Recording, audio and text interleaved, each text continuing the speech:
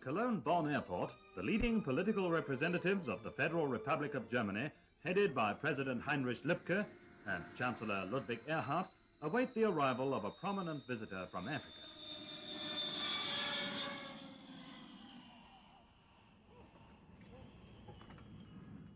His Excellency Aden Abdulle Osman, President of the Somali Republic, pays a state visit to the free part of Germany in order to hold personal talks designed to strengthen the fruitful political, economic and cultural relations between the two countries.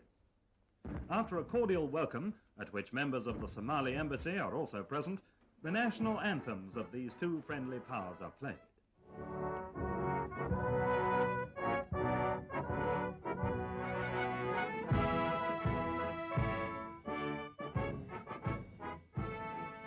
Together, the two heads of state inspect the Guard of Honor drawn up by the Bundeswehr, the first steps on the soil of a country which during the next 10 days, Aden Abdulle Osman will come to know more closely, attentively followed by eager reporters and journalists representing the international press.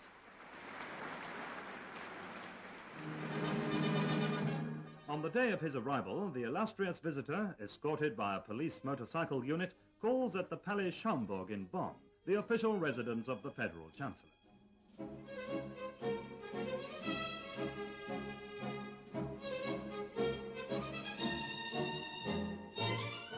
At this meeting, which is also attended by the General of the Somali Police Force, the principal subjects of discussion are the technical and economic problems facing this rising young country, which has only been independent for 5 years, and which is now able to bear the sole responsibility for its future. Chancellor Erhard and President Osman, as well as ministers of the two governments, confirmed their mutual interest in further intensifying the present good cooperation. The visit of the African head of state to the German federal president and Frau Wilhelmine Lübke is marked by a spirit of mutual esteem.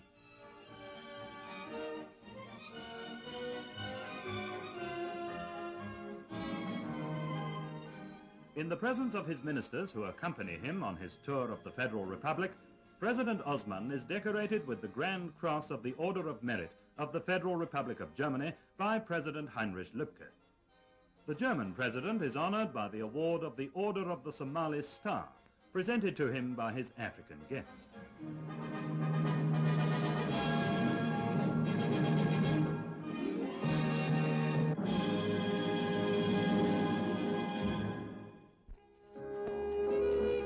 The history of German engineering and technology is closely linked with the name of Nikolaus August Otto. On the second day of his visit, the Somali president is shown round the Klöckner-Humboldt-Deutz works in Cologne, where 100 years ago the revolutionary development of the combustion engine first started. Here, the latest technical progress in the field of mechanical engineering is clearly visible, and its details are explained by the company's Director General, Dr. Jakob.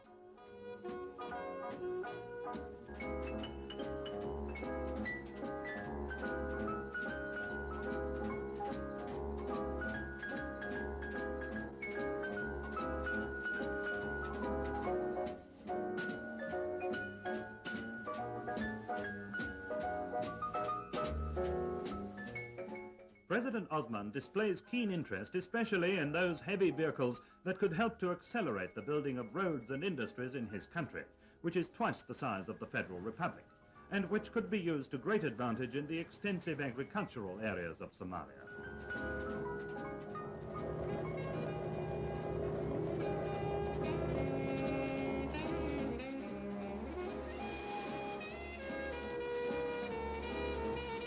At the site of a great new bridge being built across Germany's largest river by leading Cologne industrial enterprises, the African visitors are able to study the plans as well as the rational road-building methods employed here. These are of vital importance in order to keep the ever-increasing traffic in the Federal Republic on the move.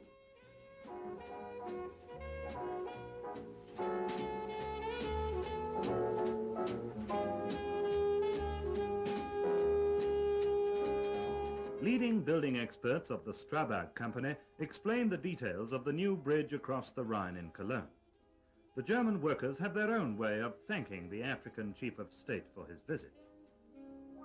The next day, The destination of the special train placed at the disposal of the African visitors by the Federal Railways is Wolfsburg, a town that has become the symbol of the Federal Republic as the world's second largest producer of motor vehicles. The Volkswagen factory, with its 48,000 employees, awaits President Osman.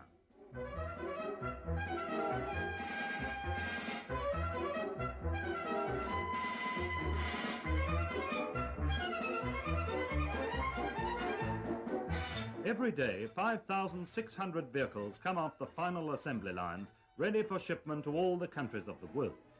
Their route to the principal German seaports is followed by the representatives of the Somali Republic to the ancient Hansa town of Bremen.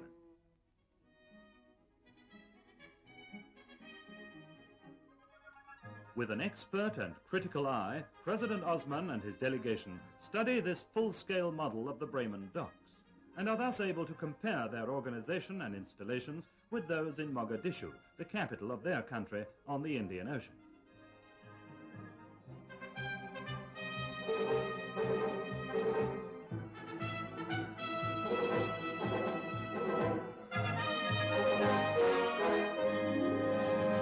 Bremen also becomes the scene of a cordial meeting with fellow countrymen from distant Africa.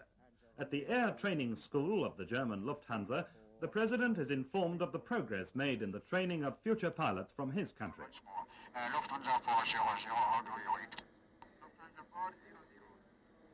Roger, V-line 142 is clear. Time now 4-5. Over. Intensive study was required before the trainees became familiar with the laws of aerodynamics and navigation, and before they were able to complete without fault the severe exercises in the Link training plane. Then, with their German trainers at their side, they were able to demonstrate to the eminent African visitors takeoff and perfect low-flying exercises.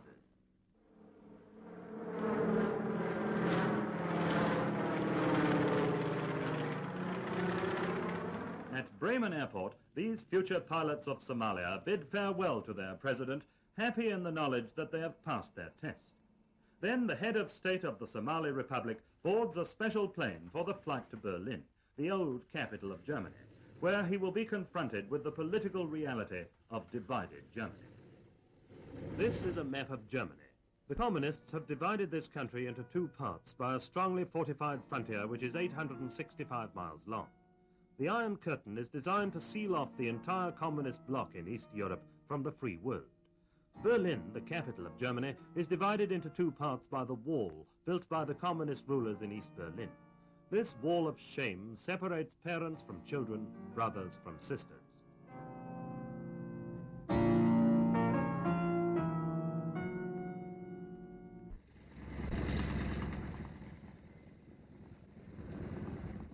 After flying through the air corridor over Soviet-occupied territory, President Osman receives a warm welcome at Tempelhof Airport by the Deputy Mayor of Berlin, Herr Alberts, and by members of the Berlin Senate.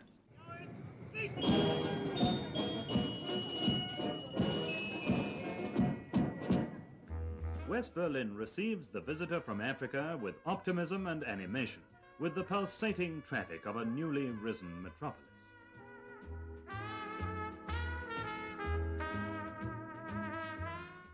Along Kurfürstendamm, the city's most famous street, past Charlottenburg Castle, across Ernst-Reuter-Platz, and through the Hansa district, designed by architects from all over the world, the African visitors drive to the Brandenburg Gate.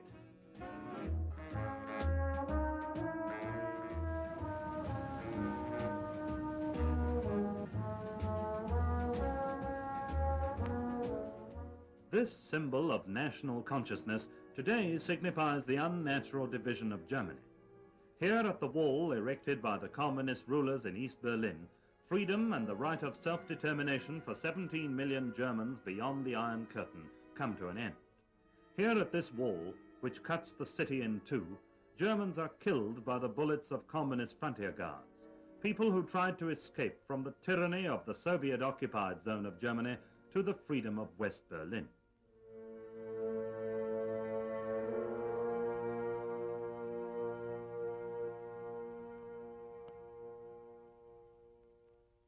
In the variety of meetings and impressions, the visit to Garmisch-Partenkirchen will doubtless remain as a treasured memory, recalling the peaceful atmosphere of a small South German town, which is also a center of international tourism.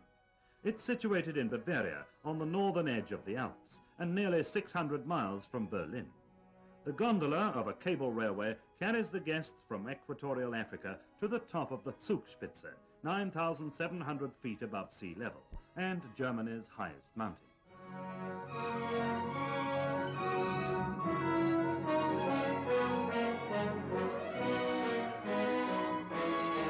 On this particular day, visibility is not very good, just enough for a few snapshots by the reporters and the newsreel cameramen. The view across the vast panorama of the Alps is hindered by heavy snow, fog and low cloud.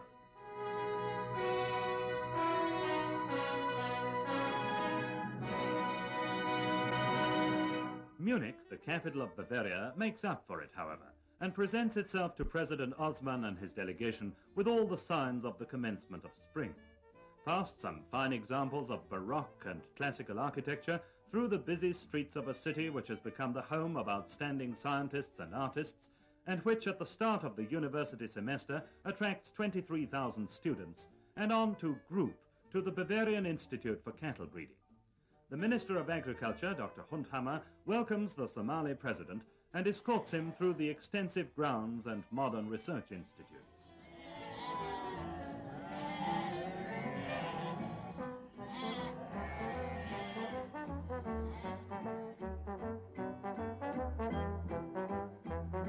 The richer for some useful information which the Somalian experts will doubtless be able to utilize for their agriculture and cattle breeding on the east coast of Africa, President Osman comes to the end of his tour of Germany. At Munich airport, the Speaker of the Bavarian Parliament, Ludwig Hanauer, and Bavaria's Minister of Agriculture, Dr. Hundhammer, bid farewell to the President of the Somali Republic. Then His Excellency boards a special plane of the German Lufthansa. As he leaves German soil, President Aden Abdulle Osman is accompanied by the cordial wishes of the German people and their government for his personal well-being and a happy future for his country.